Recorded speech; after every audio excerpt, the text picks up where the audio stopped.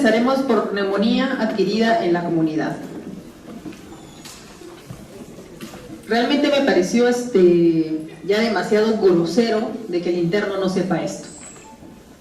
O sea, que te llegue el paciente con sintomatología respiratoria y no sepa definir si era una neumonía adquirida en la comunidad, si era una neumonía asociada a cuidados de la salud o si era una neumonía intrahospitalaria. ¿Ya? Entonces, las definiciones han ido cambiando con el tiempo. ¿Ya? Antes hablábamos de esos tres tipos de neumonías, ¿no? Adquirida en la comunidad, la intrahospitalaria y la asociada a ventilador mecánico. Pero ahora, como se ve la sobrevida, ha aumentado la esperanza de vida, ¿no? Entonces ya ustedes van a ver ancianitos hasta 90 años, ¿no? Pero a veces ya no viven con los padres, ¿no? Viven en clínicas geriátricas, en hogar de reposo, y entonces se ven ya patologías de este tipo de grupo, ¿no? De personas.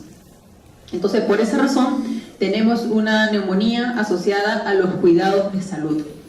Y es muy importante saberlo porque eso lo van a poner ustedes si es que el paciente es un adulto mayor o proviene de un hogar de reposo. Entonces, una pequeña definición porque después ustedes van a ver lo que es neumonía intrahospitalaria también. Acá vamos a ver solo neumonía adquirida en la comunidad y solo la pequeña definición de neumonía asociada a los cuidados de salud. ¿De quién estamos hablando? Vienen a ser personas, ¿no?, que viven en un hogar de reposo, en una clínica geriátrica, o de repente personas que tienen insuficiencia renal terminal y se están dializando de forma interdiaria o 3 veces por semana, ¿no? O fue hospitalizado dentro de los últimos 3 meses. ¿Qué más? ¿Por qué tengo que saber la característica de este grupo? Porque ellos tienen un alto riesgo de tener gérmenes multidrogo resistentes. Entonces, el antibiótico que van a escoger va a depender mucho de eso. ¿Qué más? Y tener también en cuenta la característica basal del paciente. Porque ya no lo sé, es un paciente postrado, con sonda nasogástrica, con sonda Foley, si es portador de marcapaso. Entonces, este nuevo sistema de clasificación de neumonía te ayuda a poder escoger mejor tu tratamiento antibiótico. Porque cuando ustedes inician el tratamiento antibiótico va a ser de forma empírica. O sea, el tratamiento del paciente depende de lo que ustedes van a escoger. Y si han han estudiado bien su clase de neumonía, van a dar un mejor tratamiento antibiótico empírico. ¿Qué más? Pero ¿qué dice? Tiene algunas desventajas. ¿Qué más? No todos los patógenos multidrogo resistentes están vinculados a todos los factores de riesgo. ¿Qué más? La neumonía asociada a los cuidados de la salud constituyen una selección de múltiples factores de riesgo, ¿no? Y hay que considerar en cada paciente de forma individual. Entonces, aquí tenemos, por ejemplo, los patógenos característicos para cada tipo, ¿no? ¿En qué debemos pensar, no? Por ejemplo, si tenemos un paciente que está hospitalizado ya más de 48 horas, ¿no?, puede tratarse de un estafilococo aureus, ¿no?, meticilino resistente. Hay que pensar también en Pseudomonas aeruginosa, algún tipo de Acinetobacter o enterobacterias. ¿Qué más? Se ha tenido hospitalización durante 2 días o más en los últimos 3 meses anteriores. ¿Qué más? Eso, si vive en un asilo, ¿no? ¿Qué más? Se ha tenido antibiótico-terapia en los últimos 90 días, ¿no? Porque si el paciente está recibiendo, es muy importante que ustedes le saquen el dato. ¿Ha recibido antibióticos? Sí. ¿Qué tipo de antibióticos? Porque probablemente ya tenga resistencia a este tipo de antibióticos. ¿Qué más? Si el paciente se dializa, o sea, es un paciente con insuficiencia renal terminal, entonces tiene una alta sospecha de que esto sea por un estafilococo aureus meticilino resistente. ¿Por qué? Porque ellos tienen un catéter, ¿ya? ¿Qué más? El hecho que tenga vía periférica en el hogar, ¿no? Cuidado también de heridas en el hogar, los pacientes que tienen úlceras de presión, ¿no? O también de que haya algún miembro de la familia que también esté enfermo. Entonces, la neumonía, ¿qué viene a ser? La neumonía en sí viene a ser la reacción, ¿no?, de nuestro cuerpo frente a estos microbios que llegan a nivel del epitelio respiratorio. Entonces, todos estos microbios, ¿no?, toda esa proliferación de microorganismos que llegan a nivel del alvéolo va a generar una respuesta de nuestro cuerpo. Esta respuesta es la que forma este complejo neumónico, ¿no? ¿Cómo llega? Se dicen que las vías respiratorias o el sistema respiratorio es el sistema más sucio de nuestro cuerpo. ¿Por qué? Porque aspiramos todo lo que hay en el medio ambiente. Entonces, si tú tienes un buen sistema de defensa, excelente. Pero si no, va a haber factores condicionantes que te van a hacer a que tú sí hagas la neumonía. Por ejemplo, ahora, en este periodo de invierno, ¿cuántos de ustedes se han enfermado por un resfrío, pero ha estado mal en cama? Levanten la mano. 1, 2, 3, 4. Ya, para que vean, ¿no? O sea, lo que a mí me ha asustado, ¿no? Ver bastantes neumonías virales en pacientes inmunocompetentes, hospitalizados, que varios han entrado a la UCI y otros no. Entonces, cada vez está cambiando nuestro medio ambiente. Yo no sé si tendrá que ver bastante con el calentamiento global, no lo sé, pero las cosas están cambiando. Se está poniendo cada vez peor. Y ustedes también se tienen que cuidar porque son personal de salud. Y muchos de ustedes se van a contagiar de tuberculosis, H1N1, no se han leído la noticia, un médico en Arequipa murió por H1N1. Entonces, por eso, nuestro sistema respiratorio es el más sucio que hay, es un receptor. Entonces, la neumonía se va a dar por aspiración, ¿no? Desde el orofaringe, puede ser también por propagación hematógena, cuando tiene una endocarditis de tipo tricuspidia, o también por extensión contigua, ¿no? Ya sea de la parte pleural o del mediastino. ¿Qué más? Los factores mecánicos, ¿no? Vienen a ser la defensa de nosotros, como quién, las vibrisas, los cornetes, ¿no? Que son nuestra primera barrera de defensa. Luego las mismas ramificaciones del árbol traqueobronquial, ¿no? Que tenemos nuestros macrófagos ahí. ¿Qué más? El reflejo nauseoso y la tos. ¿Sí o no? Cuando ustedes se atoran con algo empiezan a vomitar, ¿no? Que es un reflejo normal. Y ese es el reflejo que nosotros buscamos en los pacientes que tienen infarto cerebral antes de iniciar una dieta, ¿no? Porque si no van a hacer microaspiraciones y son neumonías a repetición. ¿Qué más? La flora normal. Nosotros estamos poblados de microorganismos, ¿no? Y tenemos una flora especial también a nivel de vía respiratoria, ¿no? Entonces, algunas alteraciones en esa condicionan que otras se reproduzcan más que otras. Entonces, los macrófagos, ¿no? Que también intervienen aquí porque estos son los primeros, ¿no? Que van a captar a ese microorganismo, ¿no? Y cuando ya es más la cantidad de microbios, ya los macrófagos no pueden más, ¿no? Y envían más respuestas inflamatorias hacia los bronquiolos terminales, ¿no? Entonces son estos en sí los que generan esta gran respuesta inflamatoria que causan, ¿no? Un exudado a nivel alveolar, porque va a haber una alta fuga alveolo capilar. Entonces esta fuga alveolo capilar mediada por factores inflamatorios van a hacer de que se forme la neumonía. Quiero ver acá si tengo un gráfico. Ya, bueno, no lo tengo. Entonces, cuando los macrófagos son rebasados, entonces el macrófago envía, ¿no? Una respuesta, ¿no? Inflamatoria a nivel de bronquiolos terminales para que empiece más respuesta inflamatoria, mediadores inflamatorios, y entonces todo esto se extravasa al alveolo, y entonces el alveolo, que debe ser vacío, hueco, está lleno de exudado, no un exudado proteináceo, ¿no? Y entonces esa es la manifestación clínica, ¿no? Ya de la neumonía. Este viene a ser su fase inicial, ¿no? La fase edematosa, ¿no? Proteinácea, ¿no? De ahí viene, como es una exudado, donde salen también glóbulos rojos, y ahí viene ya, si se acuerdan en patología, cuando vieron la fase de hepatización roja, luego la hepatización gris. Entonces la primera fase, hepatización roja, ¿no? Que ya son eritrocitos, ¿no? Que hay dentro de este exudado, dentro del alveolo, ¿no? Luego viene la fase de la hepatización gris, en el cual ya predomina más neutrófilos, ¿no? Y la fase de la resolución final, ¿no? Cuando ya los macrófagos empiezan a limpiar todo esto. Entonces, esto es la fisiopatología normal, o lo que va a ocurrir sobre todo en una de tipo neumocócica, ¿no? Pero eso también ha cambiado. Entonces hablaremos de la neumonía extrahospitalaria, o la neumonía adquirida en la comunidad. La neumonía no es solo bacteria, son virus, ¿ya? También hongos, protozoos, y ahora estamos viendo más virus. Me ha llamado bastante la atención el H1N1. Antes veíamos H1N1 en pacientes inmunocomprometidos, en ancianitos, pero ahora en adultos jóvenes. ¿Qué más? Entonces les recomiendo que se vacunen, si es que no se han vacunado, porque ustedes son futuro personal de salud, y cuídense, porque nadie lo va a cuidar. Usen su mascarilla 3M. ¿Qué más? Virus, tenemos la bibliografía menciona el virus Hanta, metaneumovirus, coronavirus, ¿no? Que van a causar el síndrome respiratorio agudo grave. Luego también tenemos por Staphylococcus aureus, y el germen más común para neumonía, acuérdense, Streptococcus pneumoniae, que lleva el mismo nombre, pneumoniae. ¿Qué más? Entonces, dentro de la etiología tenemos el Streptococcus pneumoniae, el Haemophilus influenza, algunos tipos de Staphylococcus aureus, bacilos gram negativos como la Klebsiella pneumoniae o la Pseudomonas aeruginosa. También tenemos los microorganismos atípicos, ¿ya?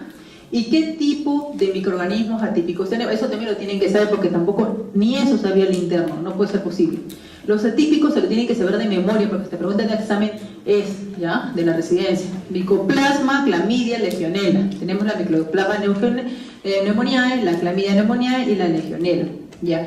¿Qué más? Tenemos virus neumotrópicos también, ¿no? Como la influenza, el H1N1 y todas sus variedades, el A, el B. ¿Qué más? Adenovirus, ¿ya? El virus sincitial respiratorio. ¿Alguien conoce a Sonali Tuesta? Que hace su programa en TV Perú. Ya, ella ha sido lo que estuvo en UCI. Ya, pues ella hizo una neumonía por virus sincitial respiratorio. Entonces, ¿qué tenía de condición para haberla llevada a la UCI si es joven? Tabaquismo. Entonces, normalmente las personas que llegan hasta UCI siempre tienen una condición de base. En su caso de ella era joven, no es lo común, pero sí era tabaquismo, ¿no?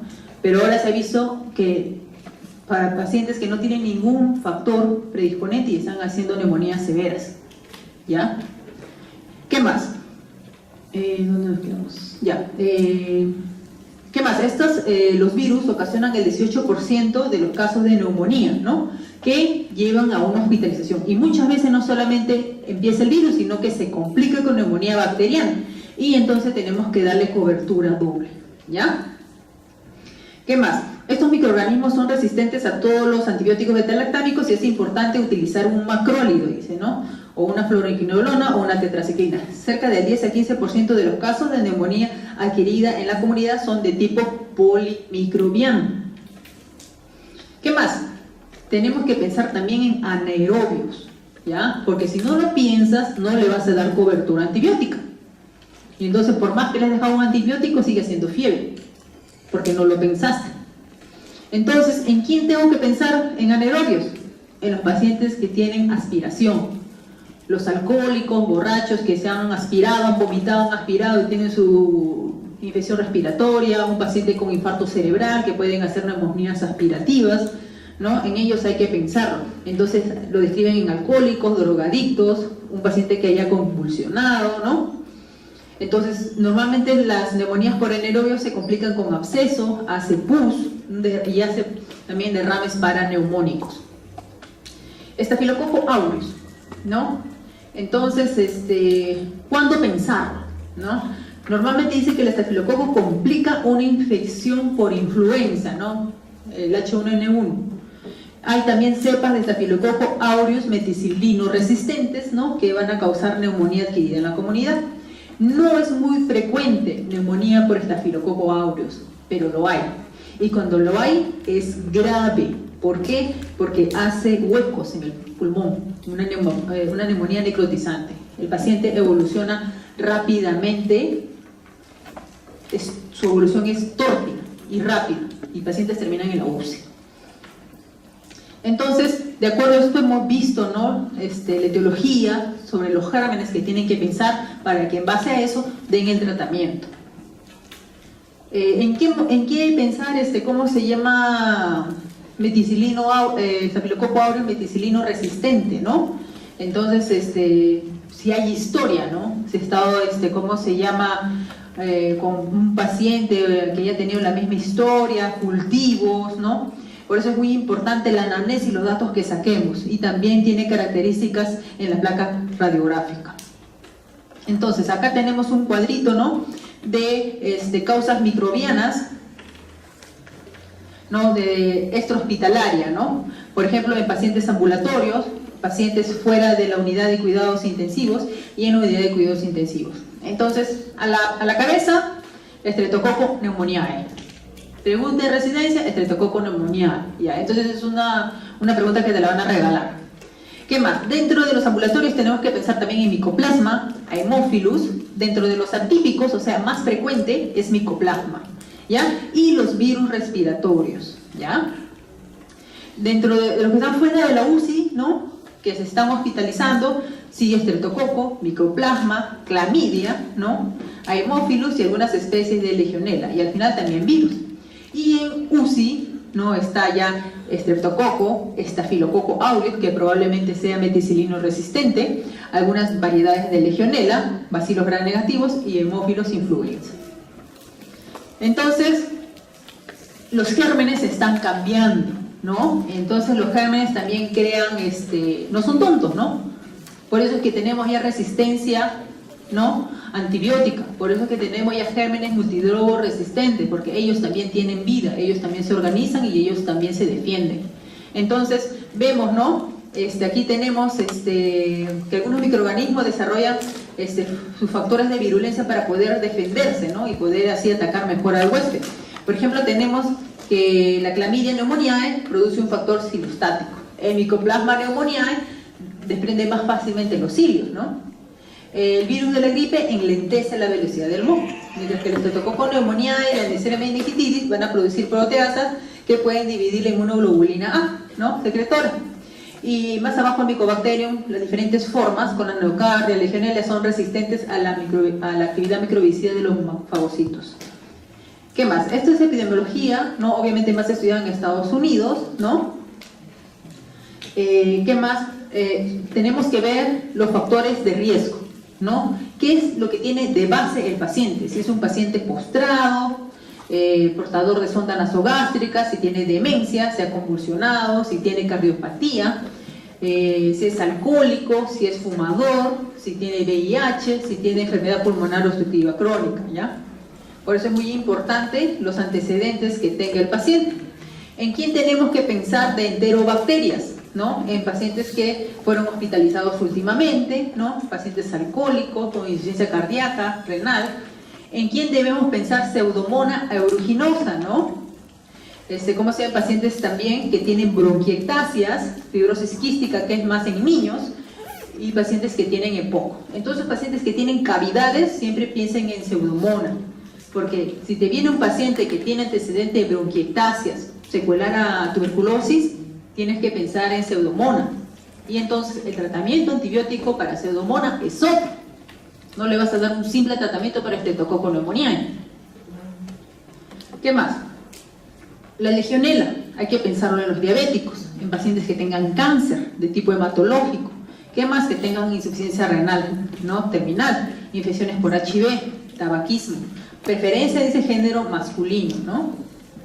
Entonces, las manifestaciones clínicas van a variar, depende de cada persona, ¿no? Si es un inmunocompetente, soporta mejor, ¿no? Pero hay un consumo del estado físico, o sea, se adelgazan por todo esto, a diferencia de un paciente inmunocomprometido que sí lo compromete más, ¿no?, valga la redundancia. Entonces, varía desde poco activa a fulminante, dependiendo de quién ataca. ¿Y que lo puede matar? Lo puede matar. ¿Qué más? Los signos y síntomas dependen de la evolución y gravedad de la infección. No es lo mismo con una neumonía lobar, ¿no?, a una neumonía bilateral, que es característica de los atípicos o de las virales, ¿ya? Por ejemplo, a ver, acá vamos a ver la plaquita radiográfica, que es una neumonía lobar, ¿no? Toda la base derecha, ¿no? Pueden observar aquí, ¿no? También tiene derrame. No se aprecia muy bien acá, pero acá es el broncograma aéreo, ¿no?, que se dibuja bien. Entonces, ¿qué más puede presentar? Fiebre, va a estar taquicárdico, va a tener escalofrío, va a cursar con sudoración. La tos en un inicio puede ser seca, luego se puede hacer productiva, puede ser flema de tipo mucoso, purulento y ya hemoptoico, ¿no?, porque ahí mismo dice cuando hay la extravasación en la membrana alveolo-capilar de los eritrocitos. Si hay afectación de la pleura, puede surgir dolor pleurítico, ¿no? Y muchas veces es parte de nuestro diagnóstico diferencial, ¿no? Neumonía basal derecha con cuadro de apéndice. Muchas veces vienen con dolor referido, ¿no? Fosa ilíaca derecha, creen que es apendicitis aguda y por eso le piden una placa pulmonar, ¿no? Porque muchas veces es una neumonía y lo vayan a operar por gusto. ¿Qué más? Incluso el 20% de los pacientes muestra síntomas de aparato digestivo, náuseas, vómitos, diarrea, ¿no? Y entonces, y síntomas generales como dolor de cabeza, mialgias, artralgias, por todos estos factores inflamatorios que son liberados. ¿Qué más? La exploración física varía de acuerdo al grado de consolidación pulmonar y a la presencia o no, ausencia de derrame pleural. Entonces, el paciente va a estar taquipnéico. Si hay mayor compromiso de parénquima pulmonar, por ejemplo, si es bilateral, va a haber un empleo de los músculos accesorios de la respiración, ¿no? Entonces, si depende del compromiso del parénquima pulmonar, entonces la plexación pulmonar también va a estar disminuida, y si hay una plexación pulmonar disminuida, entonces va a haber hipoxia, ¿no? Entonces, va a haber hipoxia, taquipnea, todo eso va a hacer que haya un mayor hipercatabolismo. ¿Qué más? A la palpación pueden encontrar un frémito táctil más intenso o disminuido, y la percusión pueden variar de mates. Entonces se describe que al momento de que ustedes ponen la mano, entonces las vibraciones vocales van a estar aumentadas, porque por eso le llaman fase de hepatización. O sea, está duro, pero pasa el aire, ¿no? Por los bronquios que están ahí, es una fase de hepatización, pero si hay agua no pasa y es mate. Por eso es la diferencia ahí cuando ustedes ponen la mano de acuerdo a las vibraciones vocales. ¿Qué más? En la auscultación vamos a escuchar los famosos crepitantes, ¿no? Que son ruidos finos al final de la inspiración, ¿no? Que la describen como que tú frotas tu pelo al costado de la oreja, que es bien finito, es fino, a diferencia de los subcrépitos, que son algo más gruesos y le encuentras tanto en la inspiración como en la expiración, o se modifican con la tos, ¿no? ¿Qué más? Si es un adulto mayor, no te va a hacer ni con tos ni con nada, simplemente de un momento a otro ya no habla, o se ha quedado dormido, no reacciona. Ellos hacen confusión, hacen un tipo de delirio, ¿no? Entonces todos los ancianos no te dan toda una clínica florida, ya sea abdominal, urinario o pulmonar, solamente compromiso neurológico, y eso es un indicativo a los familiares de que tienen que llevarlo al hospital, ¿no? Solamente hacen un delirio. Y ya cuando es muy grave, ¿no? Ya lo lleva pues a la hipotensión y al shock, ¿no? Al shock séptico. En el diagnóstico diferencial, ¿no? Otras enfermedades infecciosas y no infecciosas, como bronquitis aguda, exacerbación de una bronquitis crónica en los fumadores, pacientes que tengan insuficiencia cardíaca, ¿no? Un tromboembolismo pulmonar también puede estar dentro de nuestro cuadro, porque también ellos tienen hemoptisis, y neumonitis también por radiación. La anamnesis es muy importante aquí, porque de acuerdo a los datos que yo le saque de los fármacos que ha tomado, ¿no? Es el tratamiento antibiótico que yo le voy a dar, porque si no le pregunto, no lo voy a cubrir contra ese germen. ¿Qué más?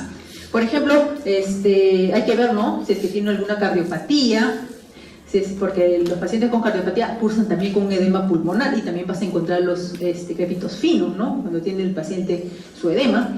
Luego un cáncer de pulmón, ¿no? ¿Por qué? Muchas veces pacientes que ingresan por una neumonía, y al mes vuelve a regresar otra vez en ese mismo nivel. Entonces, o sea, que neumonía otra vez localizada, no, a veces es un cáncer que se está sobreinfectando, ¿no? Entonces ya hay que pensarlo. Si no lo piensas, no lo diagnosticas. ¿Qué más? Si es que ha tenido viajes también recientes a alguna zona endémica, ¿no? Sobre todo en su trabajo, este paciente que tuve 48 años, inmunocompetente, que hizo una neumonía severa por H1N1, sus amigos del trabajo, el excontador, también habían hecho un cuadro, ¿cómo se llama?, por influenza, ¿no? Pero ellos no llegaron pues al estado de que se tuvo que hospitalizar, ¿no? Entonces eso depende. ¿Qué más? A la exploración física, ¿no? Tiene una sensibilidad del 58% y una especificidad del 67%, y los signos radiográficos pueden mostrar cavitaciones o un ataque multilobular. Entonces, los neumatoceles sugieren infección por Staphylococcus aureus. Eso es algo característico de Staphylococcus aureus. Y en la parte superior, ¿no? Acuérdense, tuberculosis afecta ápices, ¿ya? La tomografía nos ayuda a sospechar, ¿no? En pacientes que tienen una neumonía postobstructiva causada ya sea por tumor o por un cuerpo extraño. ¿Qué más? Entonces, aquí, por ejemplo, esto es una tomografía pulmonar de un paciente que tiene, ¿no? Pueden ver acá un neumatocele. es una cavidad no redondeada con su nivel hidroaéreo, ¿ya? Y miren, acá también tiene compromiso posterior, tanto parenquimal como pleural. ¿Qué más? Esta es una neumonía, ¿no? De un paciente también, ¿no? De 64 años, varón, ¿no? Que tiene diabetes mellitus, ¿no? Esta es una neumonía neumocócica, ¿no? En este caso podemos ver el compromiso que tiene en base del lado izquierdo, ¿no? Pero hay que tener en cuenta que también tiene un corazón grande, ¿no? Pero eso de acá no es normal, ya debería verse así negrito. Como dice, tenemos una radioopacidad y una radiolucidez. Esta debería ser la radioopacidad y la radiolucidez. ¿Qué más? Vimos que el micoplasma era el más germen dentro de los atípicos, que es micoplasma, clamidia y legionela. El micoplasma es el más común, el que más se aísla, ¿no? Entonces, el micoplasma se caracteriza por tener una neumonía bilateral, o sea, esa afección de los dos, ¿no? Entonces, esta es la placa que se pueden ver, ustedes la pueden pasar desapercibido, incluso en un inicio no se puede ver nada, porque el paciente viene deshidratado, lo hidratan y ya se ve mejor, ¿no? Las condensaciones, eso ha pasado. En la tomografía, miren, son unas lesiones así más difusas, no tan localizadas como por un estreptococo, ¿no? Que fácilmente lo dibujan, ¿no? Y lo pueden ver en las imágenes, ¿no? Aquí de afectación más posterior. Esta es una neumonía por neumocistis girovese, ¿no? En eso es más común en pacientes con HIV. Como dicen, eso sí, cuando el paciente te va a venir hospitalizado por esto y ustedes le van a dar su certificado o su descanso médico. Ustedes no le van a poner ahí HIV para que sepan, ¿no? Porque ellos tienen una ley que los protege, que no les pueden poner ese diagnóstico de HIV, te lo digo. Simplemente le ponen neumonía por neumocistis girovese. Y es obvio que ustedes saben a quién nomás le dan neumonía neumocistis girovese, ¿no? No es a cualquiera, es un inmunocomprometido, sobre todo pacientes con HIV. ¿Qué más? Esta es una placa normal, ¿no? Entonces, para comparar cómo es una placa normal y una neumonía, ¿no? Por neumocistis girovese. ¿Qué más? Neumonía neumocócica, ¿no? Este viene a ser ya una complicación que también se ha hecho una cavidad. Acá tenemos, ¿no? Toda la afectación de un solo pulmón, ¿no? Entonces, el diagnóstico etiológico, entonces hay que pedirle si se puede, ¿no? Su gram y cultivo de esputo, ¿no? Para poder identificarse estreptococo, estafilococo o gram negativo. Ahora, ¿qué característica tiene que tener la muestra de esputo? No es mandar por mandar. La prueba de esputo tiene que tener la característica más de 25 neutrófilos y menor de 10 células de epitelio respiratorio. Eso también es pregunta, ¿ya? Entonces también tienen que saber eso. ¿Y qué otra cosa más? Que de todo el estudio que se ha hecho, cuando se toman cultivos, ¿no? El aislamiento es menos del 50%. ¿Ven? Es poco, o sea, es poco aislamiento que se da. Entonces es un gran cultivo de esputo, ¿no? De un paciente, ¿no? Con estreptococo neumonía, y podemos ver todas las bacterias que están acá. Entonces el diagnóstico etiológico nos va a ayudar bastante la anamnesis, la historia que saquemos, y en base a eso nuestro tratamiento antibiótico. Este es ya un paciente que está ya con una neumonía severa que lo ha llevado a una unidad de cuidados intensivos. En él va a ser más fácil el aspirado, ¿no? Por el tubo endotraqueal. Entonces en ellos el cultivo sí es más fácil de aislarlo. Entonces hemocultivos, ¿no? De un índice hemocultivo, o sea, de los que se han tomado solo un 5 a 14% nomás, ¿no? Se ha aislado el patógeno. ¿Qué más? Los regímenes empíricos recomendados tienen un espectro, ¿no? Protector contra los neumococos, ¿no? Y en enfermos de alto riesgo hay que tomar siempre hemocultivos. ¿Y quiénes son estos enfermos de alto riesgo que tienen que pedir el hemocultivo? En neutropénicos, pacientes que tienen asplenia, déficit de complemento, algún tipo de hepatopatía crónica, pacientes con HIV, ¿no? En todos esos pacientes que tienen factores de riesgo. ¿Qué otros exámenes nos mencionan? Antígeno en orina para neumococo, ¿no? Sobre todo, y para legionela. Ya, acá nos mencionan tanto de la sensibilidad. Luego que tenemos la amplificación del ADN o ARN, también nos ayuda a identificar los gérmenes. Esto lo usamos bastante nosotros para virus. Más adelante les enseñaré. ¿Qué más? Dosaje de inmunoglobulina M, ¿no? Ya sea para Coxiella, ¿no? También para micoplasma. Entonces, en este cuadro está descrito de acuerdo, ¿no?, a la exposición, en qué gérmenes tienes que esperar. Por ejemplo, si mi paciente tiene característica de alcohólico, entonces a la cabeza Streptococcus pneumoniae. ¿Qué más? Anaerobios, Klebsiella, Acinetobacter, Mycobacterium tuberculosis. ¿Ya? Pero por el hecho que diga Mycobacterium tuberculosis no significa que de forma empírica ya le voy a empezar el esquema 1. No, le pido BK en esputo. Siempre pidan BK en esputo. Y por el hecho que el primero, segundo y tercero les fue negativo, no significa que ya paren de buscar. Continúen buscando. Una vez el paciente me salió positivo, al noveno BK. ¿Ya? Entonces, continúen buscando tuberculosis. Entonces, es muy importante que tengan en cuenta las características de los gérmenes, porque en base a eso, ustedes van a indicar el antibiótico. ¿Qué más? A ver. Ya lo veremos más adelante. Por acá. Ya. Tratamiento. Entonces, para ver el tratamiento, vemos, ¿no?, si el paciente amerita o no amerita hospitalización. Para eso hay varias scores, ¿no?, para ver si lo hospitalizo o no. Uno de ellos es el CUR 65, ya que es algo cortito nada más, y el otro es el índice de gravedad de neumonía, ¿no? Por ejemplo, el CUR 65, la C es de confusión, la U de urea, la R de frecuencia respiratoria, la presión arterial es la vez de presión arterial, ¿no? Y 65 no es la edad, y en base a eso ustedes le sacan un puntaje.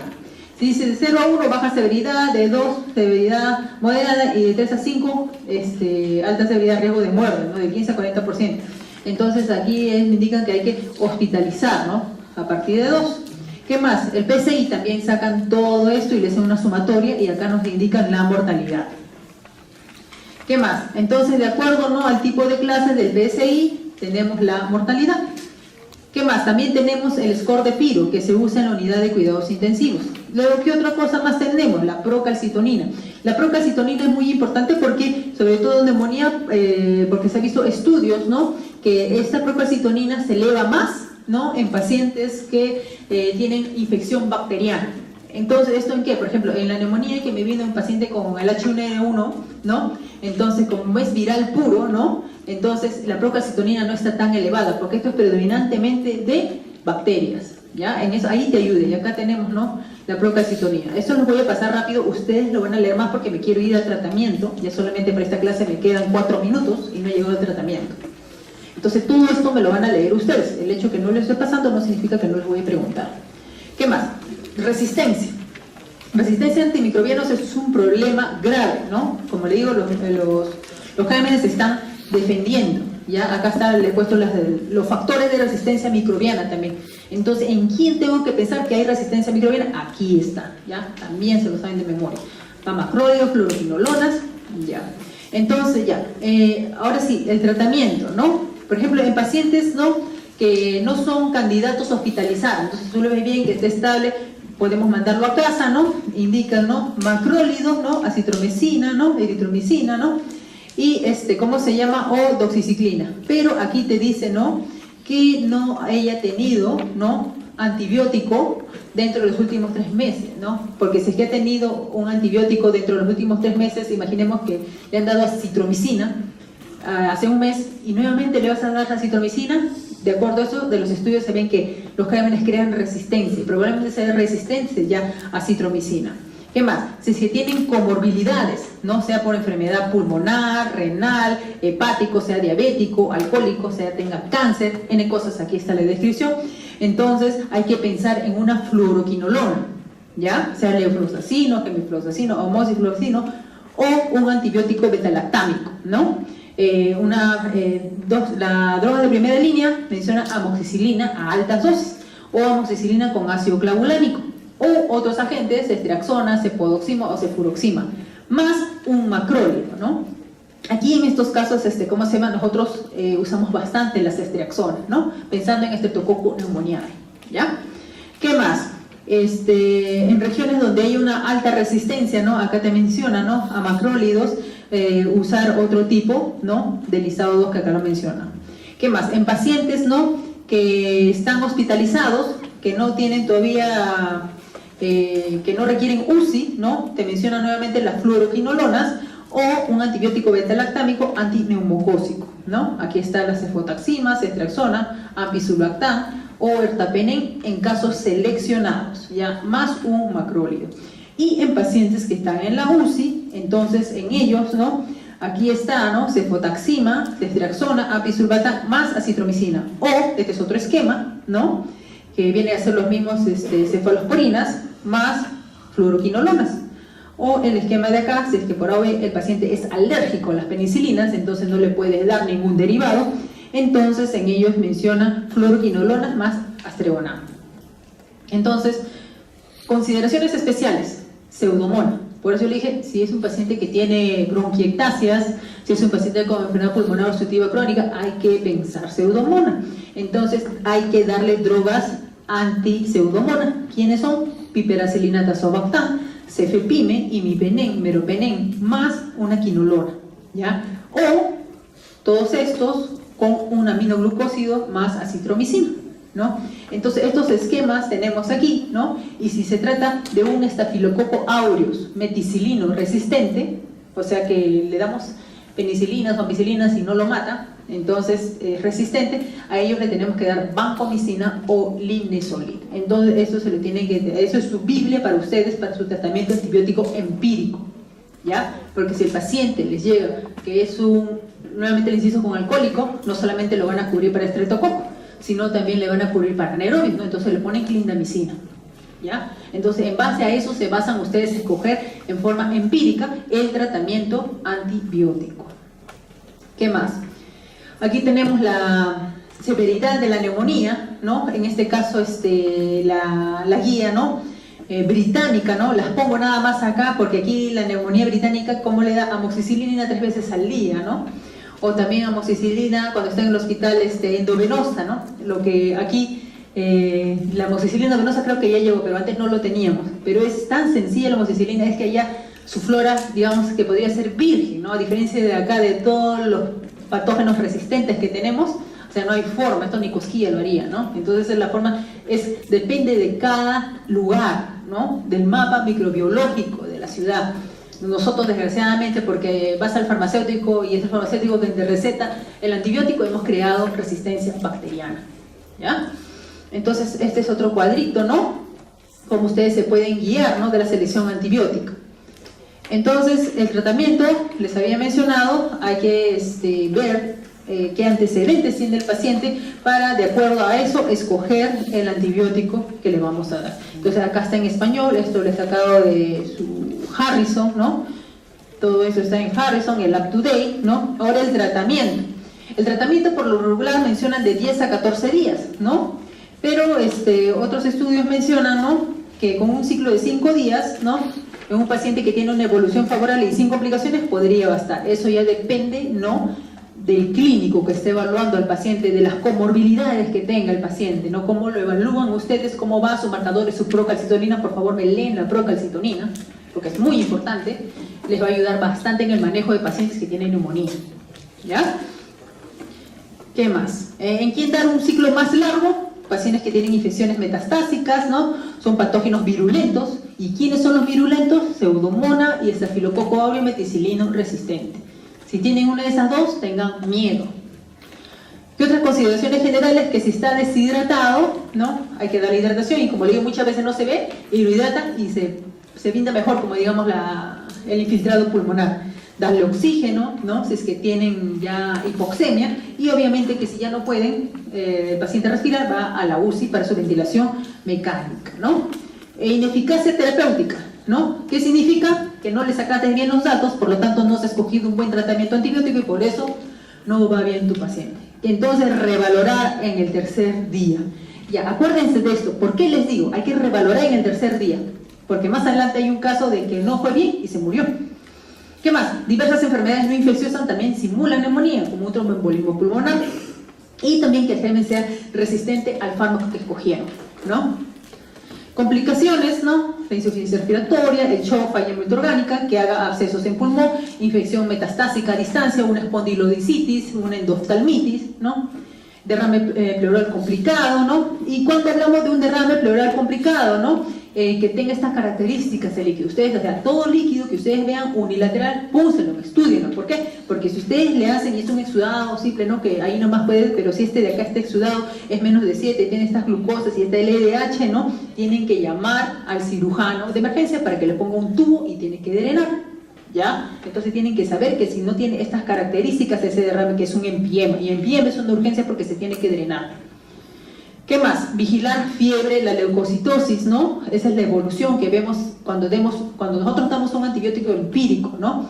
Que le hemos sacado bien el dato, entonces la respuesta clínica en el paciente se ve de las 48 a 72 horas. Si ustedes escogieron bien su antibiótico, ese paciente tiene que mejorar las 48 a 72. Si en ese tiempo no ha mejorado, algo está mal. Entonces ahí tengo que ver que ya bajé mi fiebre, mi leucocitosis, entonces mis controles ya le pido de acuerdo a la evolución clínica al tercer día, ¿no? Cómo va mi paciente, si está tranquilo, ¿no? Pero si está empeorando, ¿no? Ya ven en qué momento hacen el control. ¿Qué más?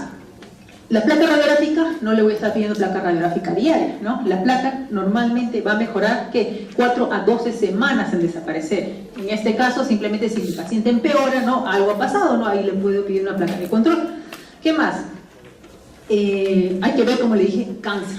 Si recae nuevamente, si no tiene un cáncer que esté sobreinfectado y usted cree que es una neumonía. Entonces aquí tenemos la duración de los días, cuando desaparece la taquicardia, la fiebre, la tos, ¿no? Y los infiltrados radiográficos. Pronóstico depende de la edad, de qué enfermedades tiene, si tiene o no tiene pulmón, de todo eso va a depender el pronóstico. Profilaxis, por ejemplo, en adultos mayores y ancianos le mando su vacuna para neumococo, su vacuna para influenza. Si es un paciente joven con HIV, obviamente también, o de repente un paciente joven que tiene una enfermedad de lupus, qué sé yo, es un inmunocomprometido, ¿ya? Entonces, acá tenemos las guías de la INSA, ¿no? A ver, vamos a ir ya. Fármacos y neumonía. ¿Qué más? Estos fármacos que también me pareció importante colocarlo, ya eso lo van a estudiar, los GMLs atípicos, ¿ya? Esto les puse nada más en pacientes hospitalizados, no, que no se hospitalizan, ¿no? Que el estreptococo es el más frecuente, seguido de la hemófilos y la micoplasma dentro de los atípicos. Y dentro de los virus, ¿no? Que normalmente son los virus los que llevan al paciente a la hospitalización y a la UCI. ¿Qué más? Las claves epidemiológicas tienen que saber de dónde vienen, porque de acuerdo a de dónde vienen, ustedes pueden sospechar en el tratamiento. ¿Qué más? Entonces me causó gracia, ¿no? Esto, que aquí, por ejemplo, en el Up to Date lo mencionan como bioterrorismo, ¿no? Bioterrorismo, ¿en qué tienes que pensar? En aftras, ¿cómo se llama? En plaga neumónica, tularemia, legionela, ¿no? Entonces, y le pongo eso porque ya, acá por ejemplo, eso es el FilmArray que hacemos nosotros. Esto es en clínicas, ¿no? No hay problema porque su seguro, o el paciente lo paga porque tiene dinero, o el seguro le cubre, pero en el hospital del ministerio no hay forma, esta prueba está 1.500 soles, ¿ya? Entonces, este FilmArray te aísla 20 patógenos respiratorios, ¿no? Dentro de todos los virus que tenemos, y mientras que las bacterias, o sea, que son las atípicas, ¿no? Mycoplasma, clamidia y Bordetella. Entonces, todo esto. Entonces te lo saca inmediato, en 1 hora está el resultado de un hisopado faríngeo. Entonces simplemente ves que es una influenza, entonces está bien con oseltamivir, ¿no? Cada 12 horas, ¿no? Y ya te confirma el diagnóstico. Entonces, ¿qué más? Grupos y factores de riesgo, ¿no? Que se pueden complicar, aquí está, eso también en el estudio. ¿Qué más? Entonces, la peste neumónica, ¿no? Primaria como transmisión intrahospitalaria de la libertad, esto también me lo van a leer. ¿Por qué? La peste neumónica producida por Yersinia pestis, ¿no? Entonces, que lo vimos ahí como bioterrorismo, ¿no? Pero ese bioterrorismo no lo tenemos en Perú, ¿no? Forma parte de nuestra flora normal. Qué sé yo, alguien ahí lo picó la pulga a esta paciente, al caso 0, una mujer de 29 años, y esta le contagió el hermanito. Entonces llegó al hospital de Trujillo y el médico residente lo ve, no se cubrió, no se protegió, porque si tú no te proteges, nadie te va a proteger. Y por lo tanto, si coges el germen, te moriste. Entonces, protéjanse. Él no se protegió y lo vio el estudiante de medicina. Ustedes que ahorita están haciendo su práctica. Entonces lo vieron y pensaron que era un estreptococo común y silvestre. Pero no era estreptococo. ¿Qué era? Era Yersinia. Yersinia pestis. ¿Y qué pasó? ¿Dónde está? ¿Dónde está? Eso lo van a leer ustedes. El caso 1 falleció a los 36 días. El residente se recuperó. El estudiante de medicina falleció. Y el hermanito se recuperó. ¿Ven? Si nadie lo pensaba, si nadie le sacaba el estudio, o sea que le había picado la pulga, ¿no? Entonces eso lo van a leer. Esto fue la placa radiográfica de la chica, del caso 0, ¿no? Que le picó la pulga. Esto es ya del residente. ¿Ya? Entonces van a leer ese caso clínico. ¿Ya? Entonces, pasándome de la hora, voy a